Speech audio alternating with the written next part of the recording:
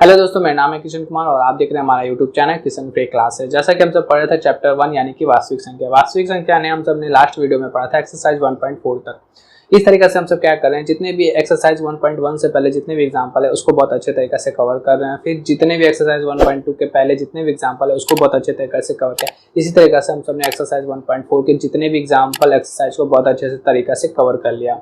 और आज हम सबको पढ़ना है प्रैक्टिस सेट। आपने देखा होगा वीडियो के एंड में, लास्ट वीडियो के एंड में मैंने क्वेश्चन डाले थे यानी कि प्रैक्टिस सेट, और उसको आज हम सबको सॉल्व करना है। इसी तरीके से हम सब जितने भी चैप्टर है उसको पहले बहुत अच्छे तरीके से कवर करेंगे, एग्जांपल पढ़ेंगे, एक्सरसाइज पढ़ेंगे और उसके बाद हम सब प्रैक्टिस सेट उस चैप्टर का प्रैक्टिस सेट करेंगे। और प्रैक्टिस सेट वो क्वेश्चन होगा हमारा भारतीय भवन से, यानी कि हमारा एनसीईआरटी भी कंप्लीट बहुत अच्छे तरीके से हो जाएगा और भारतीय भवन भी हमारा बहुत अच्छी तरीके से कंप्लीट हो जाएगा। इस तरीके से क्या होगा कि आप 2 मैथ का बुक एक वीडियो में पढ़ेंगे और यहाँ पे आपको मैथ बहुत अच्छे तरीके से प्रैक्टिस हो जाएगा। आपको कहीं ट्यूशन जाने की कोई जरूरत नहीं है। यहाँ पे मैं आपको भारतीय भवन में लेके चल रहा हूँ और एनसीईआरटी लेके भी चल रहा हूँ। तो चलिए ज्यादा देर न करते हुए हम सब अपनी क्लास को स्टार्ट करते हैं।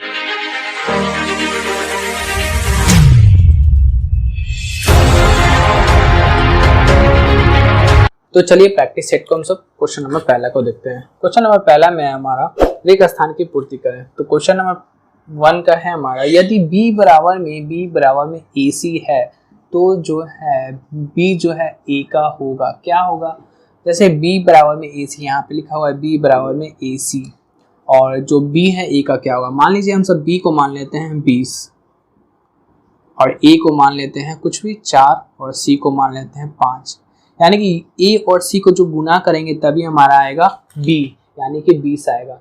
इस तरीके से इस क्वेश्चन से हमको ये पता चला कि जब 20 आने के लिए हमारा 4 और 5 गुना होना चाहिए, यानी 4 × 5 = 20 होना चाहिए, तब हमारा 20 आएगा। इस तरीके से हम सब कह सकते हैं b जो है a का क्या है, b जो है a का गुणज है, a भी गुणज है और c भी गुणज है। बस इस क्वेश्चन में हम सबको दिया हुआ है b जो है a का क्या है, गुणज है। अगर क्वेश्चन में दिया रहता है क्वेश्चन में दिया हुआ है b बराबर में AC, तो b जो है b क्या है हमारा, c का क्या होगा। अगर इस क्वेश्चन में ऐसा दिया रहता b बराबर में AC जो दिया हुआ है, यहाँ में क्वेश्चन में पूछा b a का क्या होगा, b जो a का क्या होगा, गुणज होगा। अगर क्वेश्चन में ये दिया रहता है b जो है c का क्या होता, तो यहाँ पे उस कंडीशन में भी हमारा आंसर होता है गुणज। तो हमारा क्या आंसर हो जाएगा, गुणज। चलिए चलते हैं क्वेश्चन 1 का 2 में। यदि भाग एल्गोरिदम a बराबर में BQ प्लस R, a बराबर में 72 और b बराबर में 9 है तो R बराबर में क्या होगा। तो यहाँ पे हम सबने कंडीशन पढ़ा था एल्गोरिथम का, a बराबर में BQ प्लस R, जहाँ हमने बताया था कि ये इसके अंदर a होता है, यहाँ b होता है, यहाँ q होता है और यहाँ R होता है। यहाँ पे a जो हमारा दिया हुआ है 72, a जो हमारा दिया हुआ है 72 और b हमारा दिया हुआ है 9, तो हम सबको क्या निकालना है, R निकालना है। तो यहाँ 9 का टेबल में 72 कितना में आ जाएगा, 8 फार में 9 8 72, यानी कि हमारा शेषफल कुछ भी नहीं बचा, 9 8 72 कट जाएगा तो हमारा शेषफल क्या आएगा, 0। तो हम सबको क्या निकालना है, R बराबर में। तो हमारा R बराबर में क्या हो जाएगा, 0 आंसर। चलते हैं 1 का 3 में। 1 का 3 में है, यदि भाग एल्गोरिथम a बराबर में BQ प्लस R, b बराबर में 4 और q बराबर में 5 और R बराबर में 1, तो a बराबर में क्या होगा। उसी तरीके से हम सब क्वेश्चन को बनाते हैं। यहाँ पे हमारा क्या होता है, बेसिक क्लास में मैंने ये सब समझाया था कि a क्या होता है, b क्या होता है। हमारा a यहाँ होता है, b यहाँ होता है, q यहाँ, R यहाँ। क्वेश्चन में दिया हुआ है 1 का 3 में b बराबर में 4, यानी कि b की जगह पे क्या है हमारा 4 और q बराबर में हमारा 5 और R बराबर में है हमारा 1। और कंडीशन क्या है, a बराबर में BQ प्लस R। तो हम सबको निकालना है a का वैल्यू। a बराबर में क्या है, BQ प्लस R। b और q जब 4 को 5 से गुना करेंगे तो 4 × 5 और प्लस हमारा क्या है R, तो R क्या है हमारा यह, यानी कि a बराबर में कितना होगा, 5 × 20 और 1 21, यानी कि हमारा आंसर हो जाएगा 21। क्वेश्चन 3 का हमारा आंसर होगा 21। चलते हैं 1 का 4 में। 1 का 4 में है, यदि भाग एल्गोरिथम a बराबर में BQ प्लस R, a बराबर में 37, b बराबर में 4 और R बराबर में 1 है तो q बराबर में हमारा क्या होगा।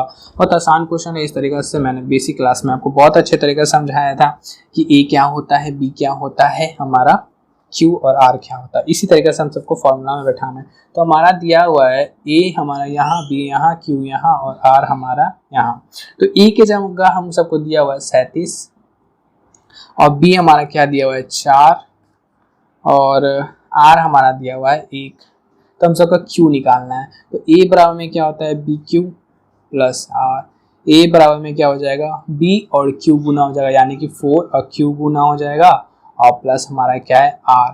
तो हमारा यहाँ पे Q क्या होगा जो R आया होगा, यानी कि 4 का टेबल कितना बार पढ़ेंगे 36 आ जाए और उसमें से घट के 1 आ जाए तो क्या हो जाएगा 4 9 36।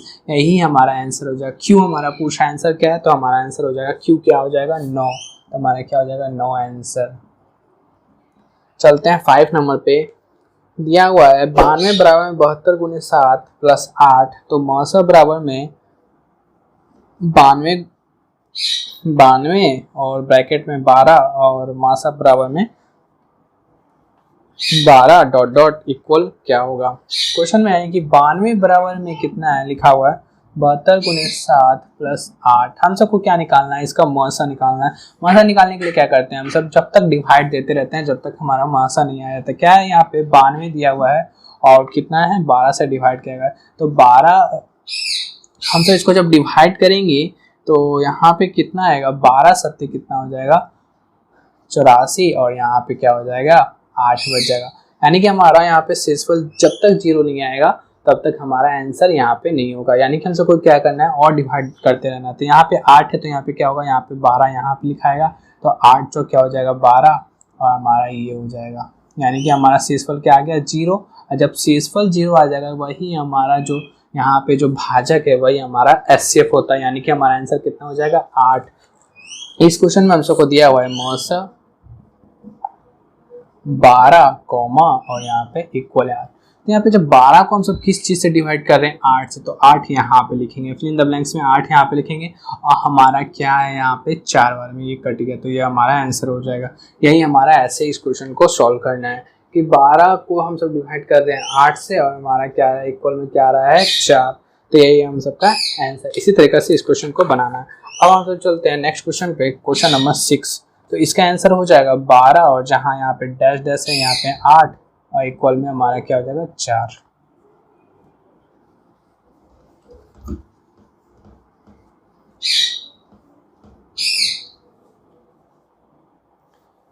इस क्वेश्चन को आप ऐसे भी देख सकते थे कि यहाँ पे क्या है 92 बराबर में 12 गुने 7 प्लस 8 है। जब ये 12 इधर आएगा तो ये कितना बार में जाएगा 8।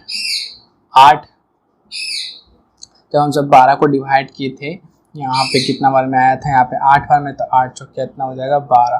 तो यहाँ पे लिखेंगे 12 तो 8 गुने 4 और प्लस 0। तो हम सबको क्या निकालना था, यहाँ पे देखिए 12 है यहाँ पे और यहाँ पे 8 है और यहाँ पे 4 है।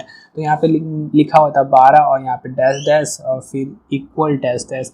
तो यहाँ पे 12 लिखा हुआ है, यहाँ पे 8 यहाँ पे लिख देना है और यहाँ पे जो 4 है इसको यहाँ पे लिख देना है। तो अब नेक्स्ट क्वेश्चन है हमारा, यदि 42 बराबर में 35 गुने 1 प्लस R बराबर तो मौसा बराबर में क्या निकालना है। हम सबको निकालना है अब इसका मौसा आपको निकालने का बहुत विधि है। आप एलसीएम निकाल के भी बना सकते हैं, डायरेक्ट भी बना सकते हैं। लिखा हुआ है यदि 42 बराबर में 35 गुने 1 और प्लस 7, तो यही हमारा दिया और डिवाइड करके दिया 35 बराबर में 7 गुने 5 प्लस 0। मौसा निकालना है हमको किसका 42 और 35 का दिया हुआ है। 42 और 35 का हम सबको मौसा निकालना है। हम तो क्या करते हैं मौसा निकालने के लिए इसका डायरेक्ट भी निकाल सकते हैं। कैसे कि जैसे 42 है, 42 बड़ा है तो उसको अंदर ले लेते हैं और क्या कर लेते हैं छोटा को बाहर। कितना बार में जाएगा 1 बार में, तो ये कितना आएगा हमारा 7। और ये वाला भी हमारा शेषफल 0 नहीं है तो इसको क्या करते हैं यहाँ अंदर रख लेते हैं। कितना बार में जाएगा ये 7 × 5 = 35। तो हमारा 0 आ गया शेषफल। जब 0 आएगा तो वही हमारा जो भाजक होगा वही आंसर होगा। यानी कि 6 का हमारा आंसर हो जाएगा 7। यानी कि हम सबने 1 जो रिक्त स्थान है उसको बहुत अच्छे तरीके से कवर किया। अब हम सब चलते हैं क्वेश्चन नंबर 2 पर। क्वेश्चन नंबर हमारा 2 में है, भाग एल्गोरिथम बराबर में a बराबर में bq प्लस r का q और r का वैल्यू निकालना है। q और r का वैल्यू निकालना है। क्वेश्चन 1 में दिया हुआ है, मैं 1 बताऊंगा, बाकी सबको आपको बनाना है। ए बराबर में दिया हुआ है 10 और बी बराबर में हमारा दिया हुआ है 3। हम सबको यहाँ पे दिया ए बराबर बी क्यू प्लस आर का क्यू और आर का मान निकालना है। इस कंडीशन में हमारा जैसे यहाँ पे रखते हैं ए, यहाँ हमारा हो गया बी क्यू आर। तो इस क्वेश्चन में हम सबको क्या करना है, Q और R का वैल्यू निकालना है। हम सबको क्वेश्चन में A बराबर में दिया हुआ है 10, यहाँ 10 लिखेंगे, और B बराबर में यहाँ दिया हुआ है 3। क्या करना है हम सबको, Q और R का वैल्यू निकालना है। तो यहाँ देखिए 3 का टेबल में कितना बार पढ़ेंगे, 3 बार में, तो कितना आएगा 3 3 और 1 है, यानी कि Q हमारा निकल गया 3 और R निकल गया 1। इसका आंसर हो जाएगा हमारा Q हमारा होगा 3 और R होगा हमारा 1। इसी तरीके से आपको हर क्वेश्चन का 1 तो मैंने बना दिया, 2 और 3 को आपको सॉल्व करना है। 2 का मैं आंसर बता देता हूँ। 2 का Q का होगा 0 और R बराबर में होगा 4। 3 का होगा 27 Q और R बराबर में 0। 4 का होगा 13 और R बराबर में 1। क्वेश्चन नंबर 2 भी कंप्लीट हो गया। क्वेश्चन नंबर 3 में चलते हैं। क्वेश्चन नंबर 3 में हमारा रिक्त स्थान की पूर्ति करें। तो चलिए देखते हैं क्वेश्चन नंबर 3 को। क्वेश्चन नंबर 3 में है हमारा रिक्त स्थान की पूर्ति करना। यदि पूर्णांक p अभाज्य होगा, यदि q में केवल डैश और डैश से भागा दिया जाएगा। मैंने जितने भी संख्याएं अभाज्य, सम, विषम, सभाज्य, मैंने सबको एक बेसिक क्लास में क्लास 1 यानी कि फर्स्ट वीडियो में मैंने ये सब जितने भी संख्याएं सबको समझाया। अब यहाँ पे क्वेश्चन है वो आप जाके वीडियो में जाके पहले वीडियो को देख सकते हैं। यहाँ पे लिखा हुआ है धन पूर्णांक p अभाज्य होगा यदि p में केवल p अभाज्य होगा, p में केवल किससे डिवाइड दें। यहाँ पे लिखा हुआ डैश और डैश, किस से डिवाइड दें हमारा p अभाज्य होगा। अभाज्य का मतलब क्या होता है, वो सिर्फ उसका फैक्टर सिर्फ 1 आना चाहिए और वो सिर्फ अपने आप से कटना चाहिए। जैसे कि यहाँ पे लिखा हुआ है 3 सिर्फ 1 से कटता है और 3 अपने आप से कटता है, तो यानी कि ये हमारा अभाज्य संख्या। इसी तरीके हम सब 4 को देखते हैं तो 4 2 से भी कटता है, 4 अपने आप से भी कटता है, 4 1 से भी कटता है। मैंने क्या बताया था, वो सिर्फ 1 से कटे और अपने आप, और 1 से कटे और अपने आप से कटे। ये तो एक एक्स्ट्रा 2 एक एक्स्ट्रा से कट रहा है, तो ये हमारा अभाज्य संख्या नहीं होगा। यानी कि 7 को देखते हैं, 7 1 से कटता है और 7 1 से कटता है और 7 अपने आप से कटता है, ये हमारा अभाज्य संख्या। इसके अलावा अगर जो भी कटता है वो हमारा अभाज्य संख्या नहीं है। तो हम सबको p को किस चीज़ से डिवाइड करना है, p को हम सब p से डिवाइड कर देते हैं तो 1 आएगा, यानी कि पहला रिक्त स्थान में p भराया जाएगा। अगर p को हम सब 1 से डिवाइड करेंगे फिर भी वो हमारा क्या होगा, p ही आएगा। तो हमारा क्या हो गया, p और 1 आंसर हो जाएगा। हम सबको क्या करना था, अभाज्य संख्या का मतलब क्या होता है, जैसे 5 है, नीचे को हम सबको क्या करना है 5 से डिवाइड करना है, तो 5 एकम 5 आएगा। और हम सबको क्या है 5 है तो 1 से डिवाइड करेंगे तो हमारा क्या आएगा 5 ही आएगा। ये हमारा क्या अभाज्य संख्या। अभाज्य संख्या ऐसा नहीं कि यहाँ पे 4 है, नीचे हम 2 से डिवाइड कर देते हैं, ये 2 बार में कट जाएगा, और ये 4 है तो 4 बार में भी कट जाएगा, और ये 4 है तो 1 बार में भी कट जाएगा, यानी कि 4 ही आएगा। तो यहाँ देखिए 2 हो गया, मतलब 2 से भी कट रहा है, 4 से भी कट रहा है, 1 से भी कट रहा है। ये मैंने क्या बताया था, वो सिर्फ अपने आप से कटे और 1 से कटे, वही हमारा अभाज्य संख्या होता है। तो यानी कि 3 का 1 का आंसर हो जाएगा, पहला में 1 लिख दीजिए और हमारा डैश में p कर दीजिए। दूसरा नंबर में है संख्याओं का अभाज्य के गुणनफल के रूप में लिखा जा सकता है। जैसे कि कोई फैक्टर है 2 5 7 और यहाँ पे दिया हुआ है +5। तो ये मैंने बताया था इस क्वेश्चन को कि हमारा जब भी कॉमन निकल जाता है, यहाँ पे देखिए 5 5 यानी कि यहाँ से कॉमन निकलेगा, तो इसको हम सब क्या बोलते हैं, यौगिक संख्या बोलते हैं। अगर हमारा यहाँ जैसे 5 7 मल्टीप्लाई 13 है, यानी कि इसमें से कोई अंक 2 बार रिपीट नहीं है, बट यहाँ पे 5 5 रिपीट कर रहा था, तो हमारा यौगिक संख्या, यहाँ पे कोई अंक रिपीट नहीं है, तो इसको हम सब बोलते हैं रूढ़ संख्या। रूढ़ संख्या यानी कि इसमें से कोई सा भी कॉमन नहीं निकलेगा, तो ये हमारा क्या होगा, रूढ़ संख्या होगा। बट यहाँ पे लिखा होगा संख्याओं का अभाज्य के गुणनफल। देखिए अभाज्य के गुणनफल के रूप में लिखा जा सकता है जिसका कॉमन फैक्टर निकल सकता है, तो उसको क्या बोलते हैं हम सब, यौगिक संख्या। तो यहाँ पे लिखेंगे दूसरा नंबर में आंसर होगा यौगिक। क्वेश्चन नंबर 3 में देखते हैं। 3 का 3 में 2 पूर्णांक a और b सभाज्य है। यदि म स जो है हमारा ए कॉमा बी बराबर में क्या होगा।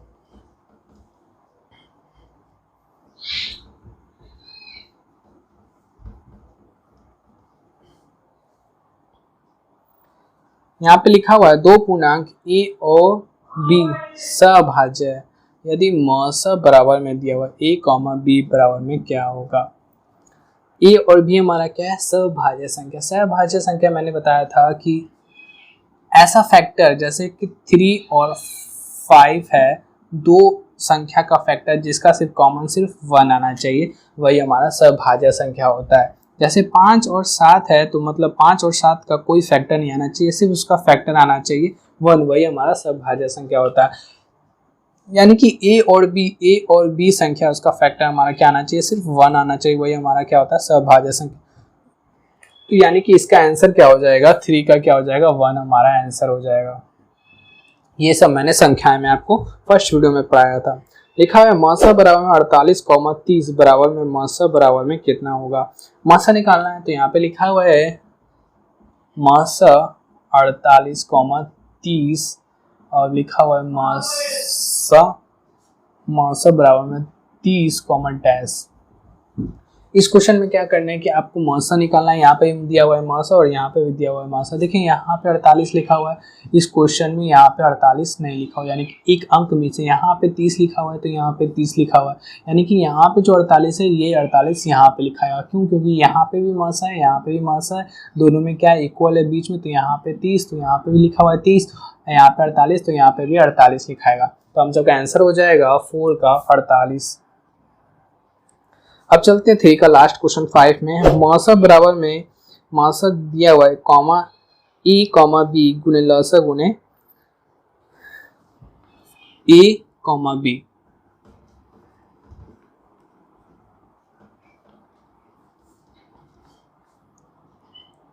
यहाँ पे क्या है, हम सब लिखते हैं मासा जो दिया हुआ है हमारा मासा ए कॉमा बी और गुने लसा दिया होता है ए कॉमा बी, बराबर में दिया हुआ डैश मल्टीप्लाई डैश। मैंने आपको बताया था कि पहली संख्या गुने दूसरी संख्या बराबर में क्या होता है, एलसीएम गुने एचसीएफ, यानी कि पहली संख्या का गुणनफल और दूसरी संख्या का गुणनफल जो आएगा वो लसा और मासा का इक्वल होगा। यानी कि ये दोनों को गुना करने पर अगर मान लीजिए 5 आता है तो ये दोनों गुना करने पे भी क्या आएगा, 5 आएगा। तो हमारा यहाँ ये पता चला कि पहली संख्या गुने दूसरी संख्या बराबर में लसा गुने मासा। तो यहाँ पे हम सबको संख्या माना है। देखिए यहाँ पे संख्या दिया हुआ है, मासा और लसा का पहली संख्या ये है हमारा और दूसरी संख्या भी क्या है हमारा ये, यानी कि पहली संख्या और दूसरी संख्या, पहली संख्या और दूसरी संख्या बराबर में क्या दिया हुआ है, लसा गुने मासा, यानी कि लसा गुने मासा। अब बराबर में क्या होगा, पहली संख्या दूसरी संख्या, तो पहली संख्या हमारा ए और दूसरी संख्या हमारा क्या है बी, तो यहाँ पे लिखाएगा ए अब बी, तो हमारा 5 का आंसर हो जाएगा ए मल्टीप्लाई बी, यही हमारा आंसर। अब चलते हैं क्वेश्चन नंबर 4 पर। क्वेश्चन नंबर 4 में देखते हैं क्या है।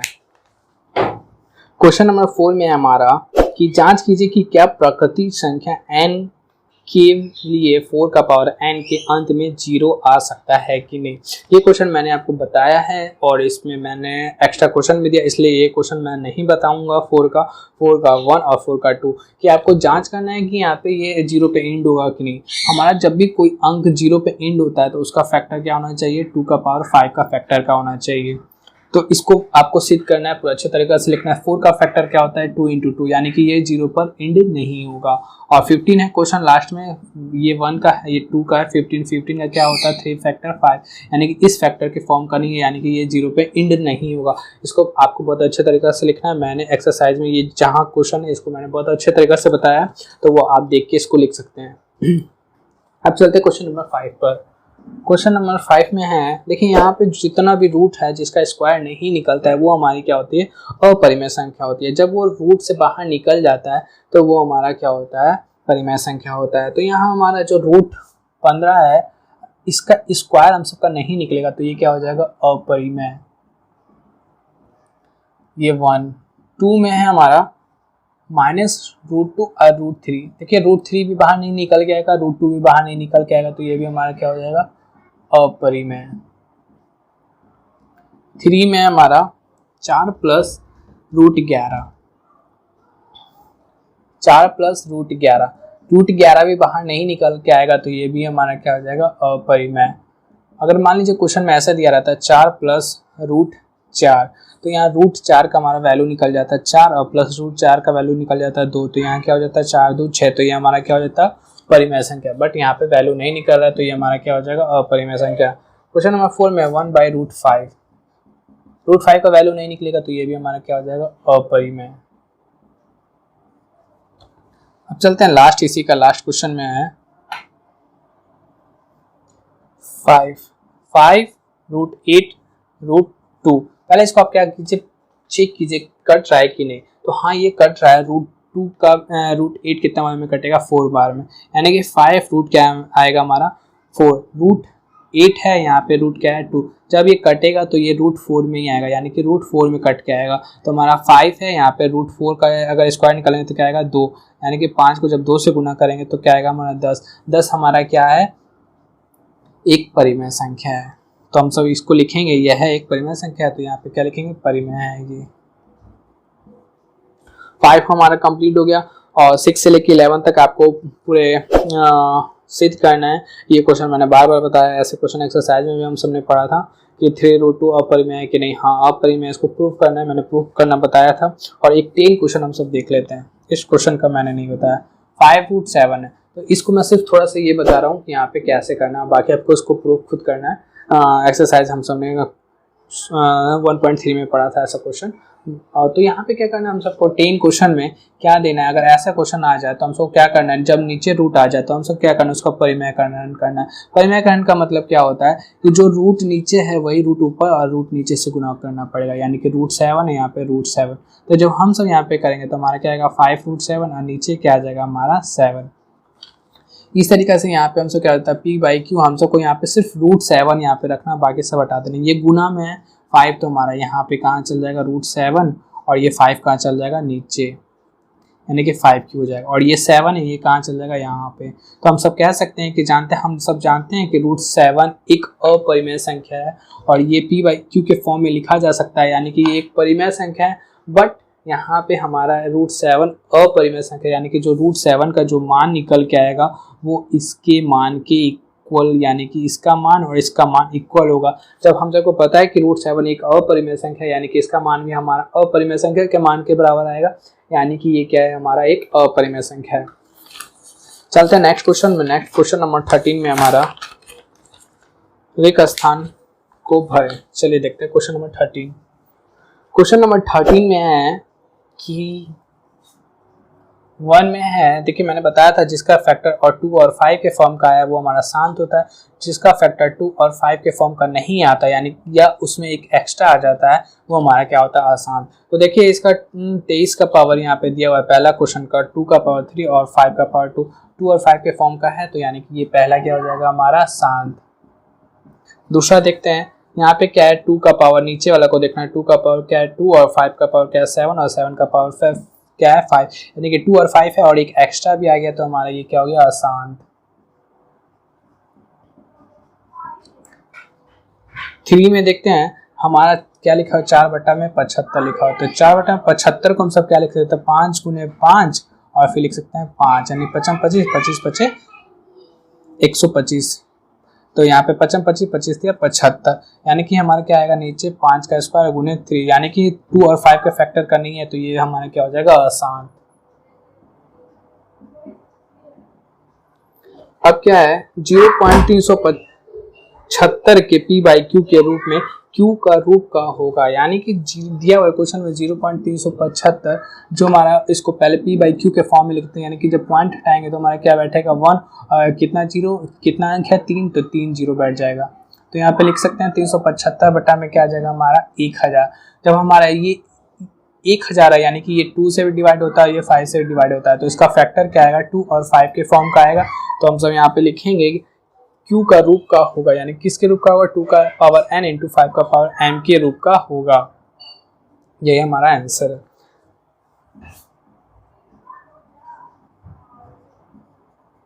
लास्ट क्वेश्चन है, इसको भी हम सब क्या कर सकते हैं P/Q के रूप में तोड़ेंगे। 123.096 तोड़ेंगे तो क्या आएगा हमारा 1 और कितना 0, 3 0। जब 1000 है तो ये 2 से भी डिवाइड होता है और 5 से भी डिवाइड होता है, तो हमारा क्या आएगा 2 और 5 के फैक्टर का आएगा, यानी 2 का पावर n इंटू 5 का पावर m के फैक्टर का आएगा। चलते हैं क्वेश्चन नंबर 14 पर। क्वेश्चन नंबर 14 में है दिया हुआ है कि निम्नलिखित को यदि संभव हो तो p बटा 2 का पावर n इंटू 5 का पावर m के रूप में बदले। यहाँ पे पहला क्वेश्चन मैं बताता हूँ, बाकी सब आपको बताना है, बाकी सब आपको बनाना है। यहाँ पे क्या लिखा हुआ है 0.0875, इसको हम सबको क्या करना है p का बटा 2 का पावर n इंटू 5 का पावर m के रूप में बदलना है हर को। तो क्या करेंगे, जब यहाँ पॉइंट हटेगा तो क्या बैठेगा नीचे 1 और कितना 4 0। तो हम सब क्या करेंगे, इसको सॉल्व कर लेंगे। जो पहले कटेगा उसको काट देंगे। ये 5 से कटता है, 5 कम 5 और हमारा क्या बच गया 37। तो यह कितना बार में जाएगा 7 5 35, 2 5 25। ये 5 बार में कटेगा तो 5 दूनी 10, यहाँ पे कितना 3 0। इसको फिर 5 से काटते हैं तो कितना बार में 4 5 20। इसको 5 बार में काटते हैं तो 5 15 और 2 कितना बार में जाएगा 25 बार में, 35 बार में। फिर इसको काटते हैं तो 80 बार में, ये कटेगा 7 बार में। तो हमारा क्या नीचे आया 7 और 80 का हम क्या करते हैं फैक्टर निकाल के इसको हर के फॉर्म में लिख देते हैं। जब फैक्टर निकालेंगे तो किस फॉर्म में आएगा हमारा 2 का पावर कितना 1 2 3 4, यानी कि 2 का पावर हम सब क्या लिखेंगे 4 और 5 का पावर क्या लिखेंगे 1। इसी तरीके से हम सबको बनाना है। यहाँ पे मैं सबका आंसर लिख देता हूँ। इसी तरीके से हर क्वेश्चन को आपको सॉल्व करके बनाना है। क्या करना है, जितना कट है उसको काट लेना है और हर का हमको क्या करना है फैक्टर निकाल के बनाना है। उसको देखना है कि वो 2 का पावर n इंटू 5 का पावर m के रूप का है कि नहीं। तो पहले का हम सब मैं आंसर लिख देता हूँ, क्या है पहले। दूसरा का है हमारा 21 बटा में 2 का पावर 3 5 का पावर 2। तीसरा में है 2 का पावर 2 7 521 2 का पावर 0, यानी कि 2 का पावर 0 का मतलब ये 2 है ही नहीं। अब यहाँ पे है इसका 4 क्वेश्चन का है 47 817 2 का पावर 3 इंटू 5 का पावर 4। और लास्ट क्वेश्चन क्या है 1.666। मैंने बताया था जो भी अगर पॉइंट डिवाइड देने पे वो रिपीट करता है तो वो हमारा शांत नहीं होता है। जब वो हमारा शांत नहीं है तो उसका फैक्टर 2 और 5 का फैक्टर का नहीं आएगा, यानी कि उसके अलावा भी कुछ आ सकता है। तो इसको डायरेक्ट लिख देना यहाँ पे, ये क्या है हमारा अशांत, क्योंकि इसका हम सब हर का फैक्टर करेंगे तो हमारा 2 और 5 के फैक्टर का नहीं आएगा। चलते हैं क्वेश्चन नंबर 15 पर। क्वेश्चन नंबर 15 में निम्नलिखित का दशमलव प्रसार ज्ञात कीजिए। तो यहाँ पे मैं एक क्वेश्चन आपको बताता हूँ, बाकी आपको बनाना है। यहाँ पे दिया हुआ है इस क्वेश्चन का, तो 8 3 24 25 26 27 27 बटा में क्या है 8। हमारा ये क्या है शांत है। तो हमारे जब ये नीचे वाला 8 है, 8 का फैक्टर निकालेंगे तो क्या आएगा 2 का पावर 3। हम सबको क्या करना है दशमलव प्रसार में चेंज करना है। तो हमारा क्या करना है यहाँ पे 2 और 5 का फैक्टर होता है। यहाँ पे 2 का पावर 3 दिया हुआ है, 5 का पावर हमको कितना से गुना करना पड़ेगा 3 से। तो 5 का पावर 3 से नीचे और 5 का पावर 3 से ऊपर। इसी तरीके से हम सब जो गुना करेंगे तो यहाँ पे क्या है 27 और यहाँ पे क्या है 5 का 3 बार गुना करेंगे तो कितना आएगा 125। नीचे में क्या है 2 और 5 लिख सकते हैं। और यहाँ पे क्या है 3, तो क्या कर लेते हैं 3 बाहर निकाल लेते हैं। जब 27 और 125 को गुना करेंगे तो आएगा 3375 और यहाँ 10 का पावर 3। अब क्या करना है हम सबको पॉइंट बैठाना है, यानी कि 3375 में 10 का पावर 3 का मतलब 1000, यानी कि 3 अंक के बाद पॉइंट बैठाना है। 1 2 3, यानी कि पॉइंट कहाँ बैठेगा यहाँ। तो हम सबका ये सॉल्व करना है। इसी तरीके से हम सबको क्वेश्चन नंबर 15 को बनाना है। क्वेश्चन नंबर 16 आपको खुद बनाना है, क्योंकि मैंने ये ऐसा क्वेश्चन बता चुका है। चलते हैं क्वेश्चन नंबर 17 पर। और यहाँ पे मैं बता देता हूँ 15 का सबका आंसर बता देता हूँ।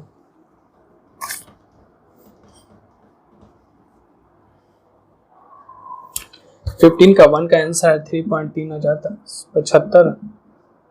2 का है, थर्ड का है 0.4, 4 का है 2.125, 5 का 0.83 और 6 का आप खुद बना लीजिएगा। यहाँ पे आंसर नहीं तो ऐसे क्या है 5 का पावर 6, यहाँ पे क्या है 2 का पावर 3। तो हमारा ये क्या है, हमारा ये अशांत है, क्योंकि यहाँ पे 3 एक एक्स्ट्रा आ गया, तो यहाँ पे लिख सकते हैं अशांत, चाहे इसका फैक्टर हमारा निकलेगा ही नहीं। चलते हैं क्वेश्चन नंबर 17 पर।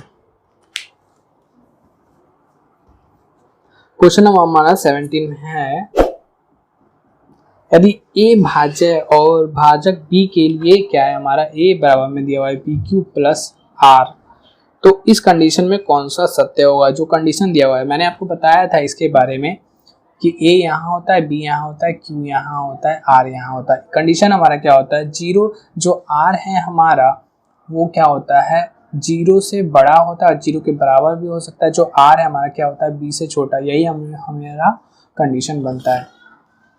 यानी कि यहाँ पे कुछ भी लिखा हुआ है, मान लीजिए यहाँ पे 7 लिखा हुआ है और हम सब इसको डिवाइड कर रहे हैं 3 से, तो जो हमारा r आने वाला रहता है, r हमारा क्या क्या आ सकता है, इससे एक छोटा आ सकता है 0, r हमारा क्या आएगा 0 और इससे एक छोटा यानी कि 2 तक आ सकता है। तो हमारा r क्या आएगा, शेषफल 0 1 2। अगर यहाँ पे 5 लिखा रहता यानी कि उससे एक छोटा यानी कि 4 तक आ सकता था, यानी कि 0 1 2 3 4 तक। यानी कि इस कंडीशन में क्या है, 0 से हमारा क्या होगा, r जो है 0 से बड़ा होगा और 0 भी आ सकता है यानी कि इक्वल 0 के बराबर हो सकता है, बट यहाँ b से छोटा हुआ यानी कि b यहाँ पे क्या है 3 और यहाँ पे क्या है 2 यानी कि b से यहाँ पे छोटा है। कभी भी कंडीशन में हमारा रहेगा यहाँ पे 5, तो यहाँ पे हमारा जो r आने वाला रहेगा इससे एक छोटा, यानी कि कहाँ से स्टार्ट होगा, वो 0 से स्टार्ट होगा और 5 में एक कम करेंगे तो क्या आएगा 4, तो यहाँ पे हमारा क्या आएगा 4 तक हमारा शेषफल निकल सकता है। इस कंडीशन का मतलब यही है। तो हमारा आंसर क्या हो जाएगा, 17 का सी नंबर। चलते हैं 18 का क्वेश्चन नंबर, निम्नलिखित में से कौन अपरिमेय नहीं है। पाई क्या है हमारा, एक अपरिमेय। मैंने बताया था जब परिमेय संख्या मैंने पढ़ाया था, √7 क्या है, √7 का हम सबका क्या है, स्क्वायर नहीं निकलता है, तो हमारा √7 भी क्या हो जाएगा अपरिमेय। √2 और √5 क्या है हमारा, ये भी क्या हो जाएगा अपरिमेय। अब हमारा क्या है 3 √75 बटा में क्या है √48, ये हमारा क्या है अपरिमेय नहीं है। इसको आप क्या कीजिएगा, तोड़ लीजिएगा और तोड़ के चेक कीजिएगा ये हमारा अपरिमेय क्यों नहीं है। क्योंकि 75 है तो इसको क्या कर सकते हैं, 25 या 75 तो 5 बाहर निकल जाएगा। उसी तरीके से 48 को करेंगे तो ये कट छट जाएगा। जब 75 है तो 75 को हम सब क्या लिख सकते हैं, 5 गुने 5 गुने 3, यानी कि ये 5 बाहर निकल गया तो हम सब क्या लिख सकते हैं, बाहर 3 है, यहाँ पे 5 निकल जाएगा, ये 3, नीचे 48 है। तो 48 का जब हम सब फैक्टर निकालेंगे तो क्या आएगा, ये 2 बार में तो 2 दूनी 4 4 दूनी 8, ये 12 बार में, ये 6 बार में, ये हमारा 3 बार में। तो यहाँ पे 2 और यहाँ पे 2, यहाँ पे यानी कि इसमें से क्या कर सकते हैं हम सब, एक इसमें से 2 निकाल लेते हैं, एक इसमें से 2 निकाल लेते हैं, यानी कि हमारा 2 2 कितना हो जाएगा 4 और यहाँ पे अंदर क्या आ जाएगा √3 और √3 से √3 हमारा क्या हो जाएगा कट जाएगा। यहाँ पे गुना हो जाएगा तो 3 बच्चे कितना हो जाएगा 15 बटा में क्या है हमारा 4, तो ये हमारा क्या हो जाएगा 15 बटा 4। तो ये हमारा क्या, जब इसको आप तोड़िएगा तो हमारा ये कट छट के हमारा ये रूट से हट जाएगा, तो हमारा क्या आ जाएगा ये परिमेय संख्या।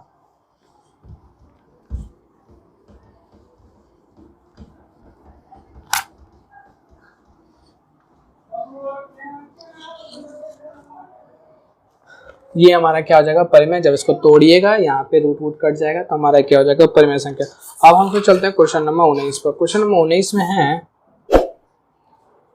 निम्नलिखित में कौन सा भिन्न का दशमलव प्रसार शांत है, जिसका फैक्टर यानी कि हर का जिसका फैक्टर 2 और 5 के फॉर्म का आ जाएगा, वही हमारा क्या होता है, उसका दशमलव प्रसार हम सब लिख सकते हैं।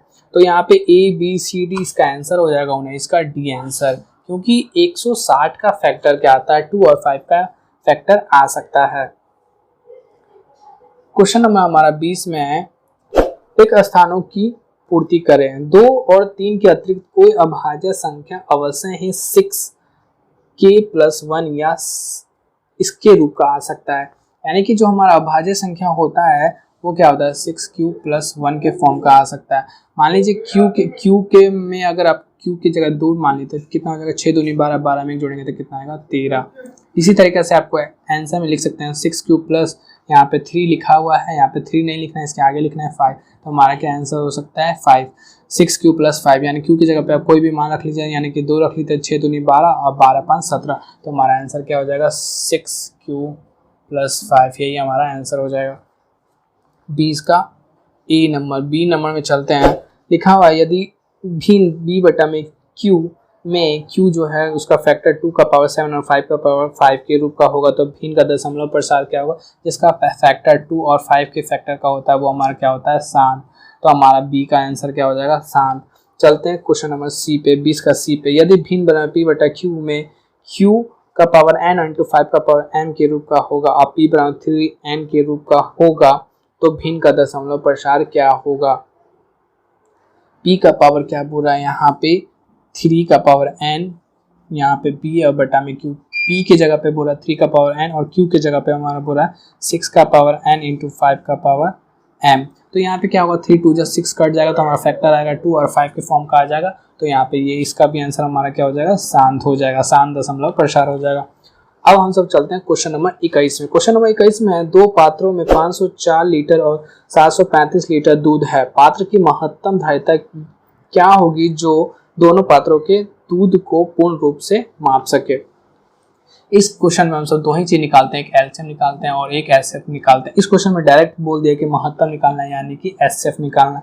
तो हम क्या करेंगे 504 और 435 का एचसीएफ निकालेंगे, वो आप निकाल लीजिए। उसका आंसर मैं बता देता हूँ, बहुत ईजी क्वेश्चन है। उसका 21 का आंसर होगा हमारा 21 लीटर। अब हम सब चलते हैं क्वेश्चन नंबर 22 पर। सिद्ध करें कि दो विषम पूर्णांकों का गुणनफल अवश्य ही विषम होगा।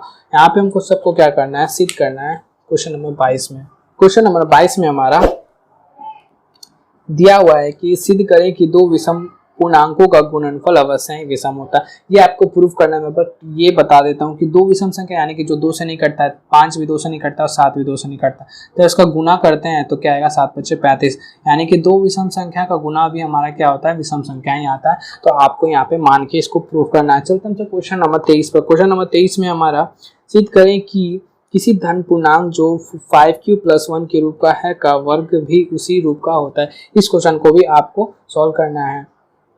क्वेश्चन नंबर 23 में है रूट और यौगिक। रूट का मतलब क्या होता है? जिसका कॉमन फैक्टर नहीं निकल सके, और यौगिक क्या होता है? जिसका फैक्टर निकल सके। तो यहाँ पे पहला का क्या हो जाएगा? यौगिक, क्योंकि पहला में क्या है हमारा 13 कॉमन निकल जाएगा।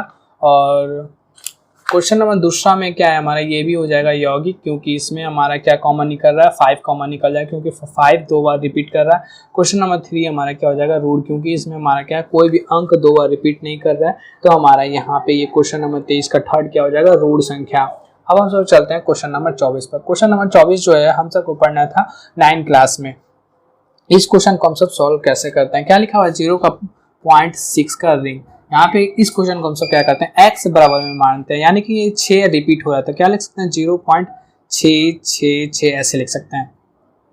इसको क्या करते हैं? दोनों तरफ जहाँ के पॉइंट के बाद जितना अंक रहेगा, अगर उसमें रिंग रहेगा यहाँ पे 7, तो हम क्या करेंगे? रिंग ये पॉइंट यहाँ 7 को इधर लाने के लिए और एक 10 से गुना करेंगे, यानी कि 10 यहाँ से गुना करेंगे, 10 यहाँ से गुना करेंगे। अगर क्वेश्चन में ऐसे लिखा रहता है ऐसे, तो क्या करते हैं? जिस अंक पर रिंग रहता है, जितना अंक यानी 2 अंक है, तो यानी कि 2 अंक से गुना करते हैं, यानी कि 100 से गुना करते हैं। अगर रिंग अगर 1 अंक पे रहता है तो 10 से गुना करते हैं। अगर रिंग जो 3 अंक से रहता है तो 1000 से गुना करते हैं। तो यहाँ पे क्या करेंगे? रिंग 1 अंक पे तो कितना से गुना करेंगे? 10 से। 10 पे इधर भी गुना करेंगे, इधर भी गुना करेंगे, तो दोनों तरफ लिखेंगे, दोनों तरफ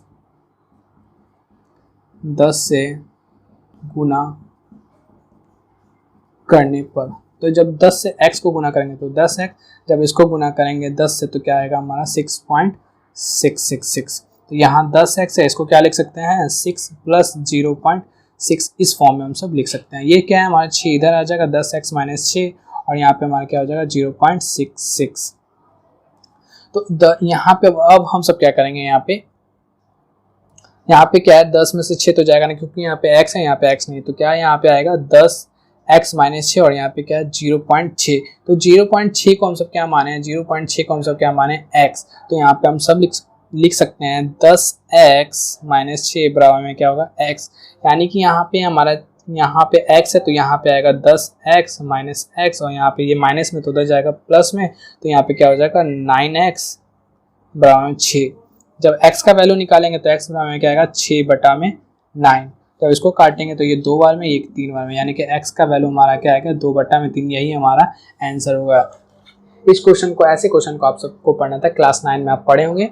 और यहाँ पे भारतीय वन में ऐसे क्वेश्चन है। यहाँ पे एक इस चैप्टर में एक क्वेश्चन था, इसलिए क्वेश्चन ये मैं क्वेश्चन ले लिया। इस तरीके से अगर आपको और ज़्यादा क्वेश्चन बनाना है तो आप क्लास 9 का भारतीय वन का क्वेश्चन से क्वेश्चन बना सकते हैं। तो चलिए हम सब ने आज चैप्टर और प्रैक्टिस क्वेश्चन को बहुत अच्छे तरीके से पढ़ा और नेक्स्ट वीडियो में हम सब पढ़ेंगे चैप्टर 2 यानी कि बहुपद के बारे में पढ़ेंगे। बहुपद का हम सब बेसिक क्लास पढ़ेंगे नेक्स्ट वीडियो में यानी कि कल, और हम सब उसके एग्जाम्पल को देखेंगे। तो चलिए आज के लिए इतना ही, थैंक यू।